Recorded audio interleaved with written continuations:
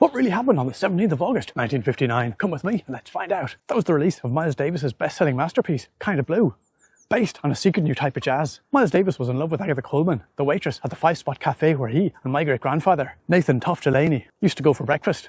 Agatha was in love with jazz and Delaney, but Delaney was only interested in jazz, so he advised Miles to grab a trumpet and start blowing if he wanted her attention. It was a deadly mistake. Miles got pretty good, but he started worrying he might run out of chords. What if, he asked Delaney, he and Agatha got married, and then on the wedding night, when he went to play her a bit of jazz, he found he had none left in him? Well, Miles was in bits, so Delaney led him into a bit of a secret. He said in jazz, it doesn't matter a bit about the chords, as long as you know the Dewey Modal Decimal System. And Delaney pulled out his Irish flugelhorn and showed Miles how to do it.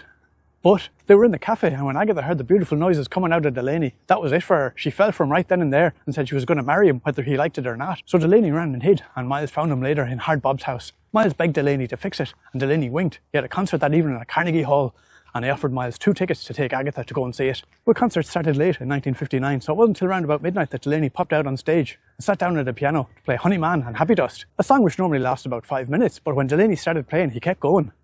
Half an hour, 4 hours. And then Miles realised what he was doing. Delaney was playing all the chords, and he kept playing until eventually he ran out of them. A couple of young jazz lads fainted.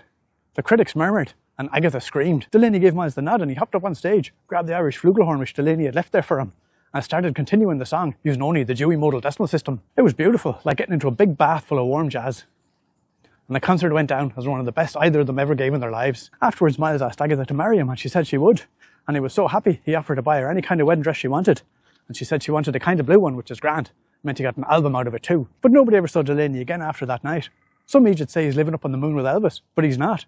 Delaney was made of pure jazz, and when he ran out of chords that night, he exploded in a little puff of golden jazz dust, only holding himself together long enough to give Miles the nod. Not that either of them ever said thank you, of course.